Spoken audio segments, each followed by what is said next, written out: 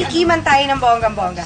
Ngayon, gusto ko lang mag-ask ng questions. How long have you been friends? BFF talaga kasi kayo. Ilan years na ba tayo magkaibigan? 15? Since 2001. Tama. Since 15 years. 15 years na. Buti naging kaibigan mo siya. Kasi nga, ang dami niyang baon sa rehearsal. Sabi ko, sino ba yan? Parang, kailangan sa billboard. Yung kapatid ni Mikey, yan ba yun? Sabi, tapos naglalabas ng mga karton-karton ng mga chichirya, pang mayaman. Sabi ko, ay, Kailangan i-friend ko. i-friend natin ang sarap ng mga chichirya, hindi na yan piso-piso lang. Dahil lang pala sa pagkain. Lumabas ang tunay na dahilan. Ang mga ganite, oo, ganyan. Lapang-lapang. Ang dami ng dating pagkain lang. Kasi Ate Red, chika kay patay gutom. Alam mo, yun ang ayong talaga. Alam mo, hindi lang ako, pati sila mama.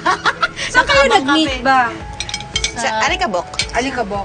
So, sa stage, Yes. mga musicals, ganyan. Kasi nag-musical theater din po si Gina. Ayan. So, doon kayo nag-meet. Paano kayo nag-start mag-meet sa pagkain lang talaga? Kasi nga meron kami isang kasama doon sa play na yon. Aba, bigla na lang nawawala yung props nito. Medyo... Diba diba Isa na mag-preset kami, ka, diba? Kasi kami, nag-ensemble kami. So, yun yung mga tipong you have 15 to 20 seconds magbihis. Kasi lahat ng props mo naka-preset siya. So, biglang lalabas ako sa stage, bihis na mabilis. Tapos biglang nawawala yung mga pinipreset kong basahan, mga pandinis, mga kung ano. Nawawala. So, after ng play, so improvise na lang ako. Tapos after ng play, sabi ko, Cheng, nawawala yung mga sinaset kong mga gamit ko. Eto, biglang Hi, sino kumukuha ng mga gamit ni China dito? Biglang nag-away na.